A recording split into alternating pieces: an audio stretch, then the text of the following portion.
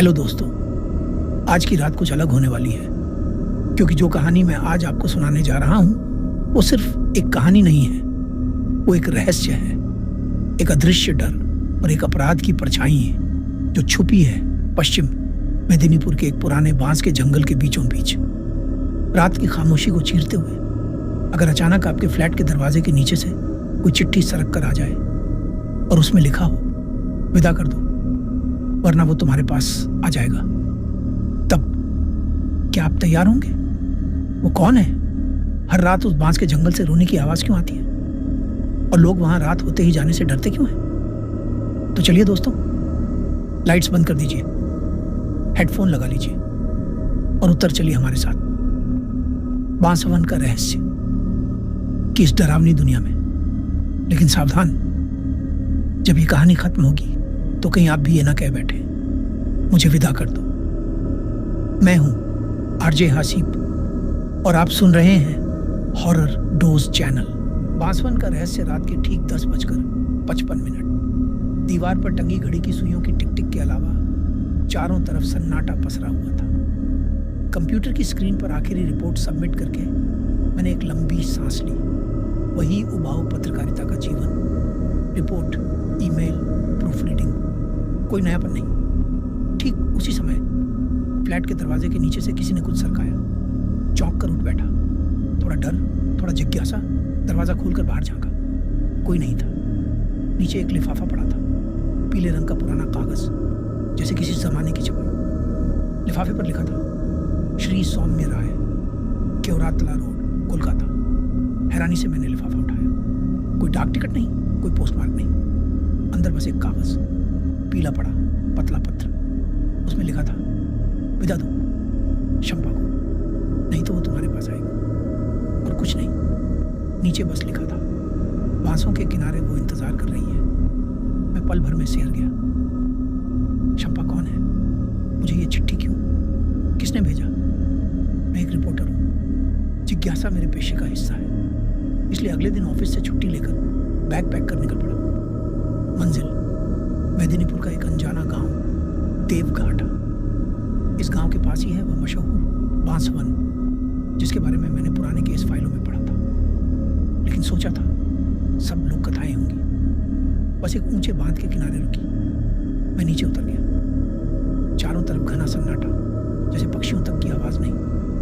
मैंने एक स्थानीय लड़के से पूछा, भाई इस रास्ते से बांसवन किस तरफ है? वो एक पल मुझे घूरता रहा, फिर जैसे उसका गला सूख गया।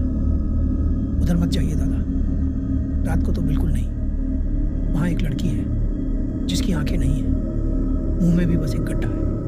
वो बस कहती है विदा दो। मैं हंस पड़ा। ये सब तो कहानियां होती हैं, लेकिन फिर भी मन में हल्की सी सिहरन दौड़ गई। गांव के अंदर एक छोटा कमरा किराए पर लिया।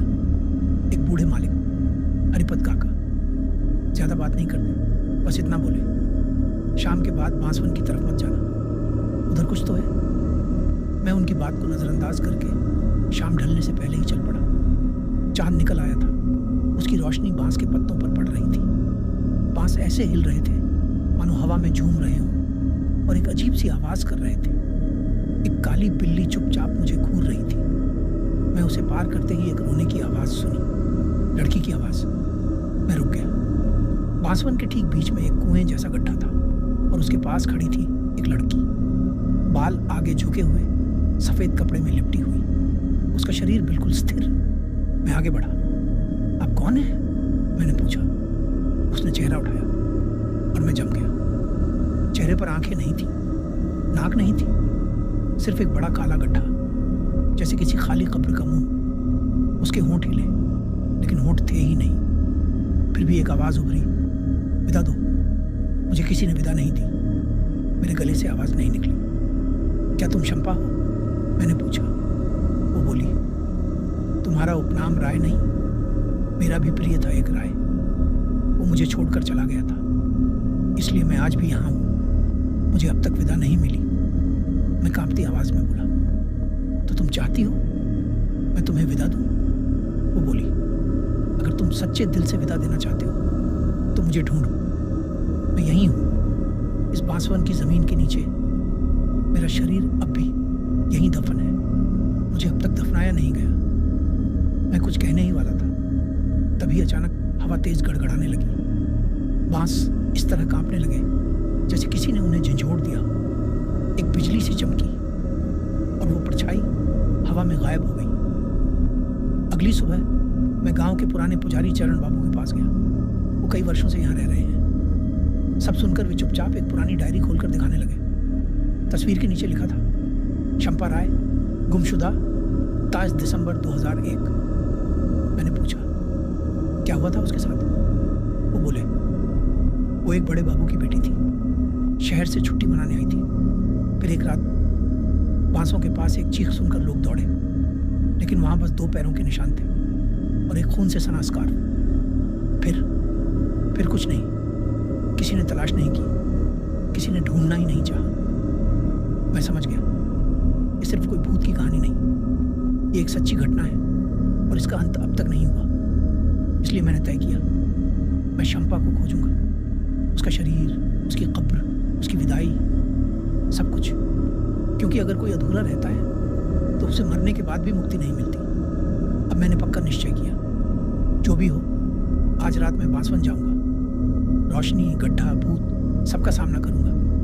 अगर शंपा सच में यहीं कहीं है तो मैं उसे ढूंढ निकालूंगा। सिर्फ कहानी नहीं, सच का खुलासा ही मेरा मकसद है। रात 10 बजे, हाथ में टॉर्च, जेब में एक पुराना स्कार्फ जो चरण बाबू ने दिया था।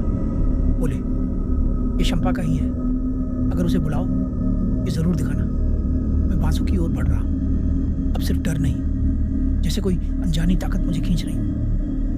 बांसवन के बीचों बीच फिर वही गड्ढा, इस बार चारों ओर कोहरा। अचानक सन्नाटे को चीरकर पत्तों की सरसराहट, जैसे कोई बातें कर रहा हो। फिर जमीन के नीचे से आवाज, खसखस, और थोड़ा पास गया। गड्ढे के पास एक अजीब चीज दिखी, जैसे किसी इंसान की हड्डियां और उसके चारों ओर मिट्टी में खरोंचों के निशान। मेरे हाथ कांप रहे थे, फिर भी मैंने स्कार्फ निकालकर गड्ढे के पास रखा और कहा, शंपा, मुझे पता है तुम्हारे साथ अन्याय हुआ था, तुम्हें विदा नहीं मिली। मैं यहाँ आया हूँ तुम्हें विदा देने। एक पल की खामोशी, फिर हवा का झोंका, पेड़ जैसे हिलने लगे। गड्ढे के अंदर से एक धीमी आवाज, धन्यवाद सौम्य, मेरा नाम याद रखने के लिए। फिर सब शांत हो गया, हवा रुक गई, बांस अब नहीं कांप रहे थे। दूर कहीं एक कोयल की आवाज आई, जैसे रात फिर से सामान्य हो गई। मुझे पता है शंपा अब चली गई है, हमेशा के लिए। लेकिन एक सवाल अब भी रह गया है, किसने भेजा था वो लिफाफा? कौन जानता था मेरा पता? और क्यों इतने सालों बाद मुझे ही चुना गया? शायद मेरे भीतर ही था उस गुनहगार का प्रतिबिंब। शायद राय उपनाम ही उसका इकलौता सुराग था।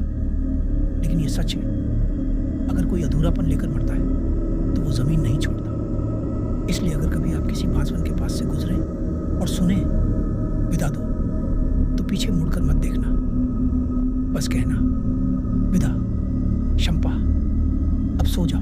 तो दोस्तों, यही था आज की हमारी डरावनी और रहस्यमयी यात्रा, बांसवन का रहस्य।